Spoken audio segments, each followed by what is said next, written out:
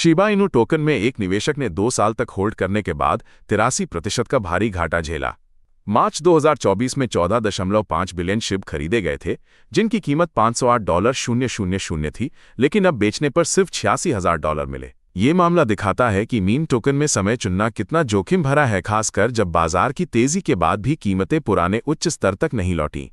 Venus protocol पर DeFi के इस ताज़ा हमले ने प्लेटफॉर्म की सुरक्षा में छिपी बड़ी कमजोरी को उजागर कर दिया। हमलावर ने टोर्नेडो कैश से मिले ईटी टोकन की कीमत को ऊपर चढ़ाया और फिर गिराकर वीनस पर $21.5 लाख का खराब कर्ज और $50 लाख तक का मुनाफा कमाया। ये घटना डीफाई प्लेटफॉर्मों की तरलता, सप्लाई कैप और प्राइस ओरेकल की कमजोरियों को फिर से सामने लाती है। इलॉन मस्क ने पुष्टि की है कि एक्स मनी अगले महीने सार्वजनिक परीक्षण के लिए लॉन्च होगा, जिससे डिजिटल फाइनेंस की दुनिया में हलचल मच गई है। इस नई सेवा में यूजर्स को इन-ऐप वॉलेट मिलेगा, जिससे वे बैंक खाते या डेबिट कार्ड से फंड जमा कर सकते हैं और रियल टाइम ट्रांसफर कर सकते हैं। अभी तक क्रिप्टो करेंसी के समर्थन की कोई घोषणा नहीं हुई है, लेकिन 700 मिलियन यूजर्स वाले प्लेटफॉर्म पर भविष्य में बिटकॉइन, डॉगकॉइन या अन्य डिजिटल एसेट्स के एकीकरण की अटकलें तेज हैं। फिशिंग हमलावर अब लाइव चैट टूल का इस्तेमाल कर अमेज़न और पेपाल एजेंट बनकर असली लगने वाली चैट से आपकी जानकारी चुरा रहे हैं। कोफन्स की रिपोर्ट के मुताबिक ये स्कैमर्स ईमेल के जरिए आपको रिफंड या ऑर्डर कंफर्मेशन का झांसा देते हैं और फिर लाइव चैट पर संवेदनशील डेटा, क्रेडिट कार्ड डिटेल्स और एमएफए कोड मांगते हैं। असली वेबसाइट जैसे दिखने वाले इन चैट बॉक्स में बातचीत के दौरान आपकी जानकारी चोरी हो सकती है, जिससे आपके खाते की सुरक्षा खतरे में पड़ जाती है। XRP के लिए अमेरिकी बाजार में एक बड़ा मोड़ आ रहा है। कैनरी कैपिटल का पहला स्पॉट XRP ETF इस हफ्ते लॉन्च होने जा रहा है। ये ETF सीधे XRP टोकन होल्ड करेगा, जिससे निवेशकों को रेगुलेटेड एक्सेस मिलेगी और XRP की कीमत में हाल ही में 10% की तेजी आई है। कई अन्य कंपनियां भी अपने XRP ETF लॉन्च की तैयारी में हैं, जो संस्थागत निवेश में नई लहर ला सकती हैं।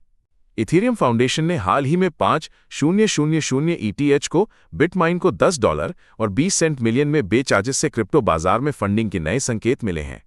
ये बिक्री फाउंडेशन की ट्रेजरी रणनीति के तहत हुई, जिसमें फंड का उपयोग प्रोटोकॉल रिसर्च, इकोसिस्टम डेवलपमेंट और कम्युनिटी ग्रांट्स के लिए किया जाएगा। बिटमाइन, जो अब 4.5 मिलियन से अधिक ETH होल्ड करता है, इस डील के साथ इथेरियम इकोसिस्टम में अपनी स्थिति और मजबूत कर रहा है। पाई नेटवर्क ने V20.2 अपग्रेड और प्रोटोकॉल 20 के साथ स्मार्ट कॉन्ट्रैक्ट्स की नींव रख दी है। इस अपडेट से नोड्स की स्थिरता बढ़ी 46,000 जोड़ ऐप्स, डेक्स टेस्टनेट और 526 मिलियन KYC वेरिफिकेशन रिवॉर्ड्स जारी हुए। क्रैकन पर लिस्टिंग और बाइनेंस के संभावित इंटीग्रेशन से बिटकॉइन की उपयोगिता और डेवलपर भागीदारी में तेजी आई है। स्ट्रैटेजी ने हाल ही में $1.28 अरब में 17,994 बिटकॉइन खरीदे, जिससे उनकी कुल होल्डिंग 731 BTC हो गई है। STRC फंडिंग के जरिए कंपनी हर हफ्ते हजारों बिटकॉइन जोड़ रही है और 2027 तक सतोशी नाकामोटो की होल्डिंग को पार करने की संभावना है। ये संस्थागत मांग बिटकॉइन की आपूर्ति और बाजार पर बड़ा असर डाल सकती है। सीनेट के इस फैसले ने डिजिटल डॉलर के भविष्य को लेकर बहस को नई दिशा दी है। अमेरिकी सीनेट ने 2030 तक फेडरल रिजर्व द्वारा central bank digital currency CBDC जारी करने पर रोक लगाने वाला विधेयक पारित किया, जिससे डॉलर समर्थित स्टेबल कॉइन पर ध्यान केंद्रित हो गया।